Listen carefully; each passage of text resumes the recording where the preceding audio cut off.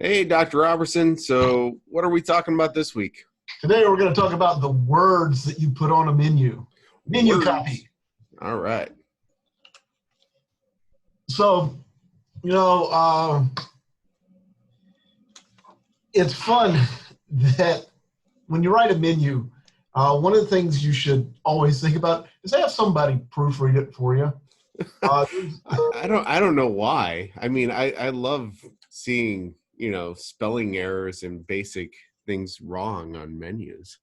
That's it's one of those things that sort of reflects professionalism, and people will be more than happy to point out your mistakes for you. So just right here to start off, when you write a menu, it's just let someone else to look at it and run it through spell check. And the reason I say let someone else look at it is, because you always encounter those words in spell check that are real words, but that don't make any sense if, in the context you're using them, and spell check doesn't catch those. So One of my favorite places has misspelled shrimps on every single part of their menu. It's SRH instead of SHR. Every single time shrimp is mentioned, it's completely misspelled. And I'm just like, Taco Loco, Yeah. Yeah. So things are important about the menu copy. The words are written on there is it should match your brand. So if you are Starbucks, you talk about how you're ethically sourced. That's going to be a catchphrase you're going to use. You're going to talk about terms that are going to appeal to people. Sweet for the sweet cream and things like that. Whereas if you're a barbecue restaurant, you're not going to use those sort of terms. You're going to use different terms to describe your food. They're going to match what you're talking about. Yeah. Um, kind of writing towards your demographics a little bit too. Yeah. If you are doing a quick service restaurant, like a fast food restaurant, your menu is usually pretty simple. You don't go into a long description of your hamburger. You just say hamburger. Yeah. And it has bacon, lettuce, and tomato. What else do you need to know? Yeah. If depending on the type of operation, you may go into a little more detail describing what's on the item and how it's prepared.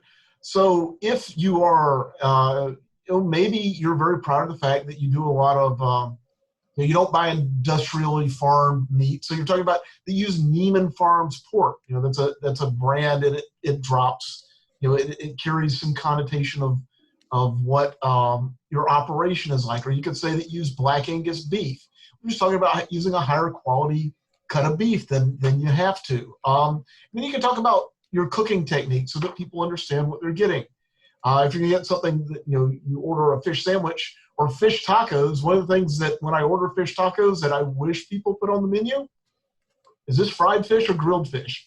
And it's amazing the number of times you get fish tacos and they don't tell you. Because if it's a fried fish taco, I want tartar sauce on it. And if it's a grilled fish taco, I want salsa on it. And I need to know that. Yeah. Well, not just that, but not everybody enjoys fried food, because usually fried food means it's going to be battered as well. Yeah. Which, if you're someone like me who avoids batter, it is what it is. Yeah. And so just those are the sort of things we need to include on our menu. And also, we want to sell things. So the reason we use descriptive terms and attractive menus and nice fonts and keep them clean and all this is that this is an opportunity to sell things. So if I have an appetizer and I say, large enough for two or ideal for sharing, this is to try and encourage someone at a two-top to buy this item. So we want to do or that this item pairs great with seafood. This is we're trying to encourage people to buy additional things. So your menu is a sales tool. You brought up fonts and everything, and I think it's important that people realize that just because it looks one way on a computer, you should really print it off and look at it on a hard copy before you spend the money to make sure the font is still legible when it's printed out. Right, and we'll talk about, you kind of bring up an interesting point that we'll talk about in a later group of slides, I think, where we can have our menus professionally printed or we can print them ourselves, and there are upsides to both, and we'll talk about that when we get there. Okay. So, some rules for our descriptive copy, the way that we're describing our items on the menu. So, it should first have the name of the dish. So, when you look at the menu, the very first thing on there should be steak au poivroir. Okay? Makes sense. So, the steak au poivroir, what is steak au poivroir? You know, Matt? You know what? I ain't that fancy. Yeah. What is Steak au poivroir? Steak with peppercorns. Oh, well, way to go. Yeah. You just completely lost everybody in the Midwest from your casual diners if you don't describe what the hell it is after that. Yeah. So that's like you put the name in there and then you get the description. Grilled ribeye crusted in black peppercorns, cooked to order, something like that. And so the next one, you're right. Use words that your target market will know. Hey, how about that? So grilled ribeye with peppercorns. All right. And that's the thing, having been a classically trained French chef, is I love throwing out those French terms. Nobody knows what they mean. So like I'll talk about chicken Florentine. You know what that is? No, what's chicken Florentine? Is that related to Jim Florentine by chance? That's chicken with spinach. Tuna Oscar. Either way, chicken and spinach doesn't sound good. No. Tuna Oscar or filet Oscar. That's a piece of meat topped with crab meat and hollandaise sauce. And so there are all these terms that are food terms, but we have to be careful because not everybody knows what they mean. And using them indiscriminately can actually alienate people. Yeah. Funny enough, my wife will be one of the people that will refuse to Google any of the things. She's like, "What's this?" And I'm like, "I don't know. Google it." Right? Can you? And but not everybody's going to be willing to admit that they don't know what something is. Yeah, and they're going to be turned off by a lot of people are turned off by things they're unfamiliar with. Mm-hmm. They want to use the words that your market will know. Makes sense. Let's see. Free from spelling, grammar, and punctuation errors. Yes. All of these are important. It's a reflection of professionalism. And you just want to be real clear about what you're serving people. And like it said earlier, have a lot of people proofread your menu before you put it up there. Well, and before you give it the final go, find somebody who hasn't looked at it. Yeah. Because if you've looked at it, it's hard to edit your own stuff. Oh, you can't see your mistakes. No, because your brain will sit there and like fill in the blanks or make it make sense for you because you knew what you were trying to get at. But if you can get somebody who hasn't even looked at it one bit, that's going to help you out the most. Yeah. So, what the copy is supposed to tell us? It's supposed to tell us about our food and drink. What are the ingredients? Where do they come from? How are they prepared? If the dish has some sort of key ingredient that's going to impact flavor. This dish is full of anise. That's something you probably want to put in there or, feature, because not a lot of people like the flavor of licorice. And if you're going to give them a meat dish with anise in it, anybody who likes that just automatically can just not be near me. That's fine with me. No, but nobody wants to surprise like overpowering, garlic flavor.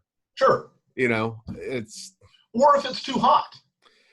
Yeah, they need to have different levels of spicy. I used to call it Indiana spicy when we lived up there, Robbie. What's that, flour? It's pretty much, it's like there's a little bit of pepper in it, so I don't know if you can handle it. But, letting them know. I like the Thai spicy. I can handle my spice. Famous last words. Yeah. Other things that need to be on the menu, common allergens. If it has one of the common things that people can be allergic to, eggs, shellfish, peanut, fish, peanuts, tree nuts, dairy. Yeah, it should be listed on the menu just so people can make an informed choice. Next one is the same sort of thing. If you are a lot of people have problems with gluten. A lot of people are trying to avoid carbs. Those sorts of things, if you can mention it in a menu, a good idea. Well, and it really does not take that much extra time to have. You don't have to have it on your main menu, but you should have this stuff available in case anybody asks. Right. If your dish comes with something, so does it come with fries and a salad? What size it is, especially with entrees, especially if when I'm ordering beef or any kind of meat, is this a 16-ounce ribeye? Is this a 12-ounce ribeye? That's one of those selling tools that we use. How things are going to be cooked. Is this grilled? Is it seared? Is it boiled?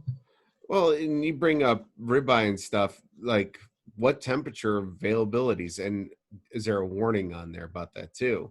Right. You know, uh, And then, if there's anything special about the dish, you should feature it. So if I have a restaurant and I'm really proud of my meat, so I'm going to serve prime beef, I should feature that because that stuff's expensive. And if I'm going to sell it, I need to make sure everybody knows what they're getting.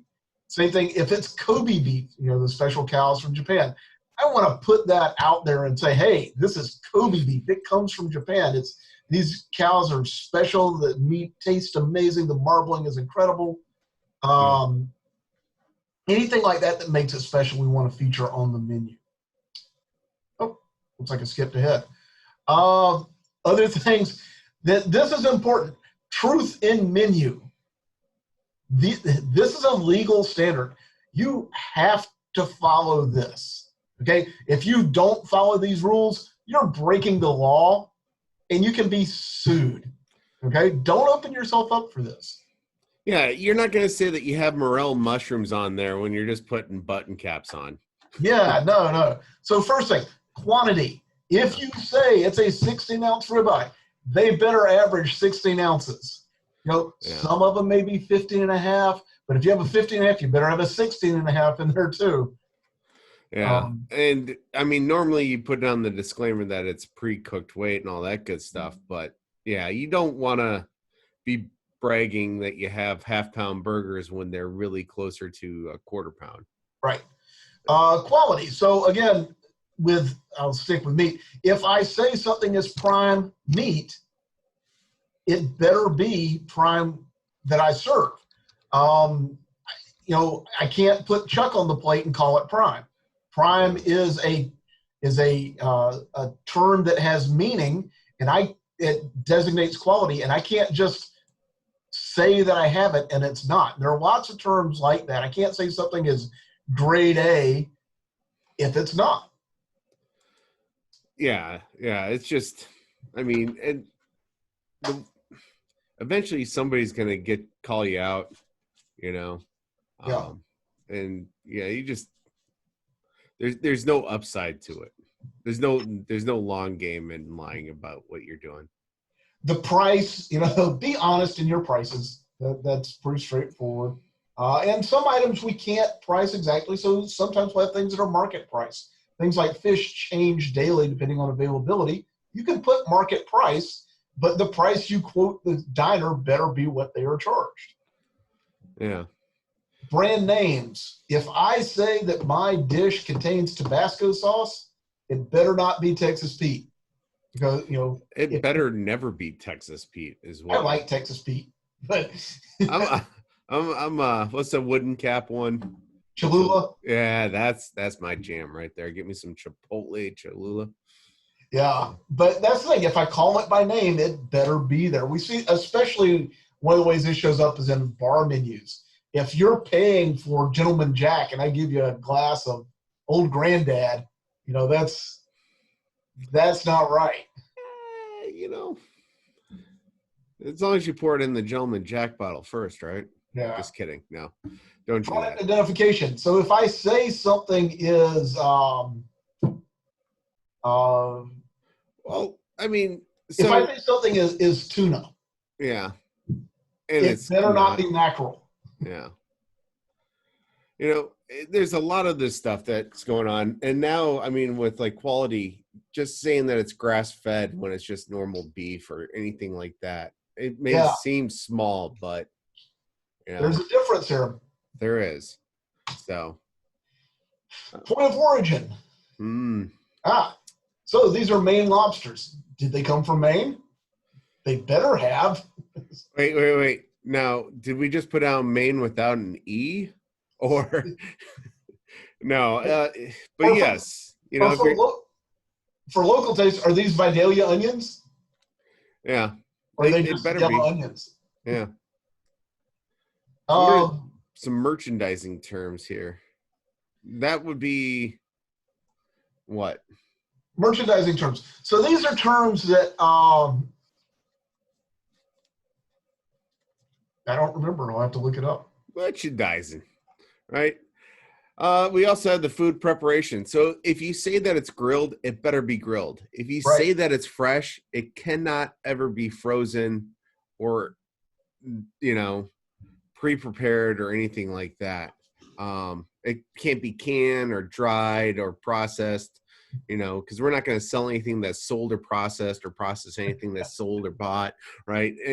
Exactly. Yeah. The verbal and visual presentation type of stuff, that's where that kind of goes under too. Dietary and nutritional claims. So if I say something is heart healthy, what does that mean? There's strict guidelines on what heart healthy is. Yeah, heart healthy means it contains, I think, 5 grams of oat fiber. That's the legal definition. Yeah. Heart healthy. Yeah. I mean, you'll see some random nutritional claims now on stuff that you just kind of go, well, no kidding, right? Right. Like, oh, look, my water's carb free. Well, no, Sherlock, right? But you know, don't be making boastful health benefits and those type of claims if it isn't. That's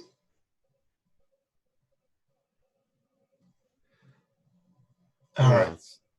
Yeah, we covered health benefits, right?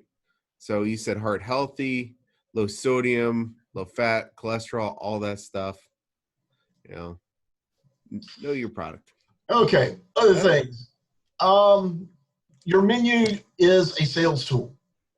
We're going to try and use this to convince people to buy things. And there are lots of ways we do that. It's generally better. We want to be subtle. You know, like saying, when in describing items, you don't want to say world's best hamburger, unless in fact you have the world's best hamburger. You can back that claim up.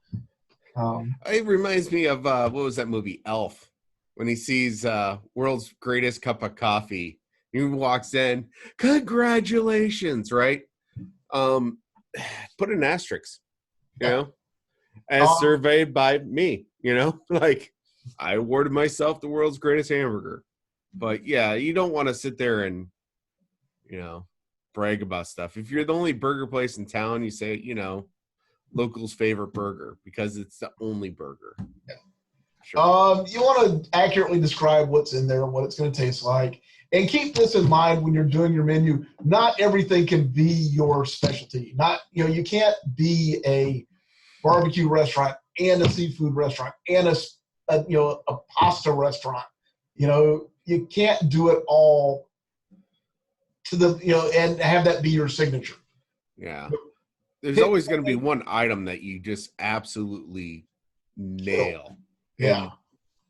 And, you know, everything else might be good, you know, like, yeah. But there was a place that we used to love called, what was that? South Street Smokehouse. Yeah, the South Street Smokehouse. Yeah. Everything there was really good. Nothing there was amazing, but it was all really good. They had no specialty. Yeah. It was the best barbecue in central Indiana. Yeah, easily by a mile. Yeah. Let's see. So catering menus. Catering menus are a little different. Catering menus, we usually sit down and we're using these to sell to our client. Mm-hmm. So there's not a lot of description. It'll say appetizer, it'll say boiled shrimp, it'll say chicken breast, whatever it's going to be. Because this is more involved. So you've got a salesperson there who can do the personal selling. And also, one of the things we do with catering menus is we usually provide taste. So we'll provide, we'll plate it up and have one prepared for the person who's making the decision to try. Yeah, and this is where you're gonna nail it on your tasting and your salesperson. You're not gonna put somebody who doesn't know the products inside and out and can describe them better than a menu ever could. Yeah. And if it's, if you've done your job right and if it's good, it'll sell itself when they taste it. Mm-hmm. Banquet menus, this is a little different. Basically, we're just communicating what it is because this is the catering menu from the other side. The guests, they don't really need, you're not selling to them. They just have this food presented to them. So what's going to be important is what's in it. So in case anyone has dietary restrictions. Yeah, I mean, we've come across this at a few events because I'm so damn restrictive that the menu, it has to be able to sit there and go, all right, this is probably in it. That way I can make an informed decision. Ooh, speed service. All right. Yeah. Takeout menus, basically designed to make service fast. That's the important. This is a topic, this is a hot topic right now with the way we're doing business in so many restaurants right now where everything's takeout. One of the things that you should do if you have a restaurant and you're following the shelter-in-place social distancing guidelines and you're not having dining room service, if you're doing takeout, design a menu that's going to maximize your profitability. Well, and you're going to leave off items that just don't transport well.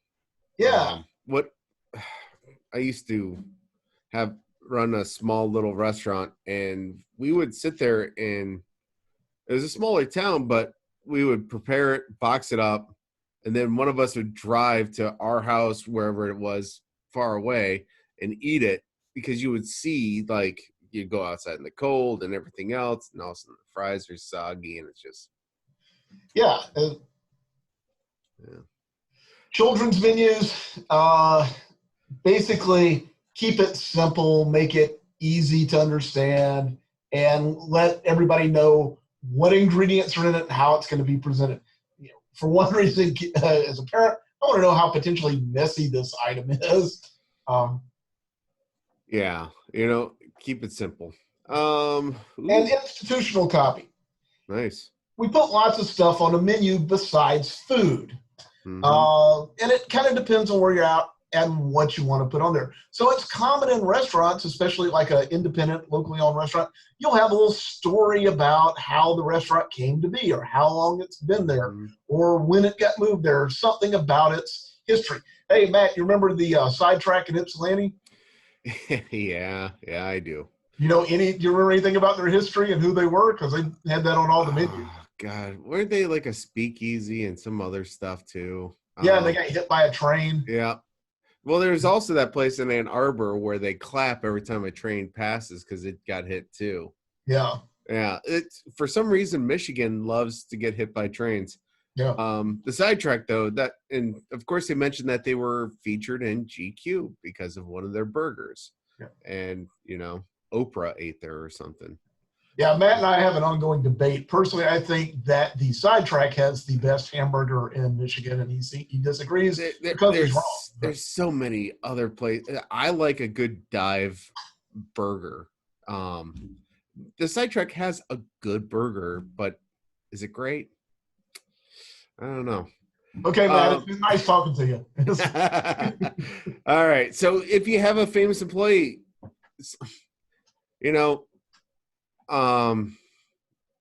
gosh, I've been a few places where they'll have a picture of some star up, and it's because they used to work there. Yeah, or a customer. You've got regulars that come in and eat there. Exactly.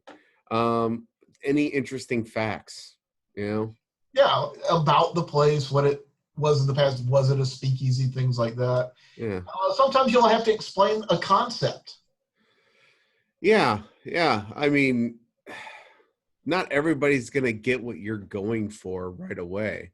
So the menu, while people have time, if they happen to be waiting for service, reading about the history or the concept is a Yeah, great way to help them buy into what you're like trying to do. Firehouse Subs talking about, they contribute to first responders, and that is explained in their menu. Yeah. If you're at a place, maybe you're going to have to explain how to eat a traditional meal. There are not everybody eats with a fork and knife. There are lots of cuisines that are very different from that. One of my favorites is when people try to assume that you're going to get chopsticks at a Thai restaurant.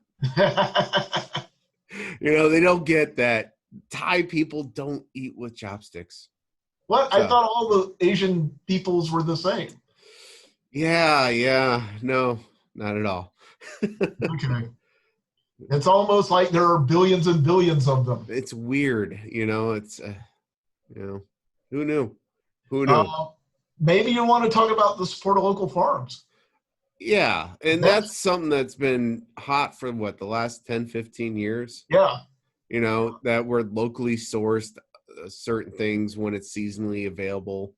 And it's always great to be able to know that you're supporting the local economy just a little bit more too.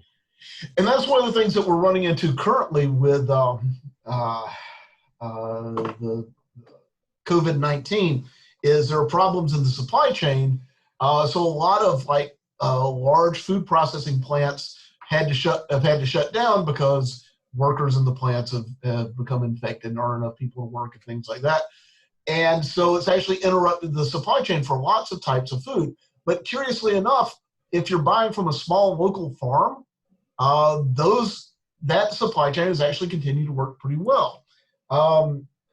So it's been kind of an interesting experiment here lately to see how the support of local farms is actually playing out in restaurants. Well, and it'll be neat to see if there's a resurgence in local butchers again. Yes. Because I'm from South Dakota, so back home we have local butchers, and it's been a long time since I've been able to easily find one. All right. Let's see other things about institutional text. Keep in mind everything you put on there slows down the dining experience. People, they're sitting there reading, they're not ordering, they're not eating. It's slowing it down.